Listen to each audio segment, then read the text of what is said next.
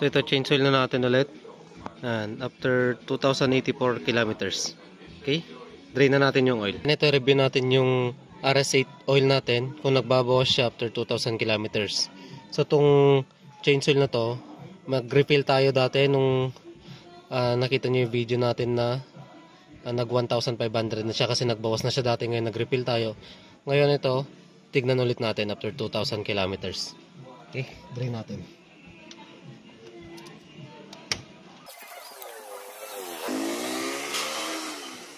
So ayan, malinis naman yung langis. Kaso tignan natin kung nagbawas o hindi. Okay. Ayan, para ma-drain natin ng mga husto, tanggalin natin yung strainer.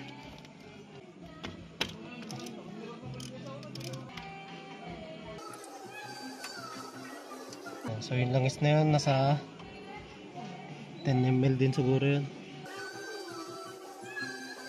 Ilagay na natin tong strainer. Ayan, ganito yung orientation nya. Takip, spring, tapos yung strainer. Drain plug. Ayan, may alley washer. Okay, hand tight yan, dalawa na yan. Tapos pigpitan natin ng ayan, 20 Newton meter to. Okay. Ayan, yung 19 tsaka 21 nasa gitna.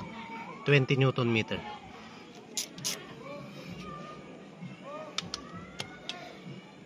One, two. Okay, 2 clicks. Double check. 1, 2. Strainer naman, 20 Newton meter din. 1, 2.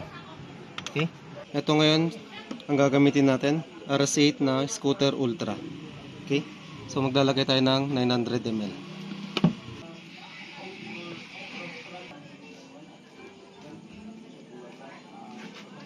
Ayan.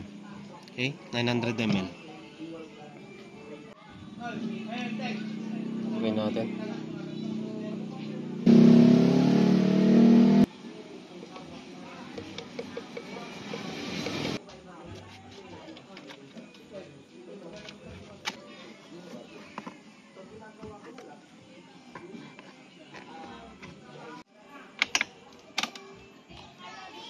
Okay, reset natin. Ayan, so nasa oil, long press nyo lang. Ayan, pag nag-blink, long press nyo ulit. Ayan, pag nag-zero na, ayan, puntan nyo na sa odo. Okay, ganun lang.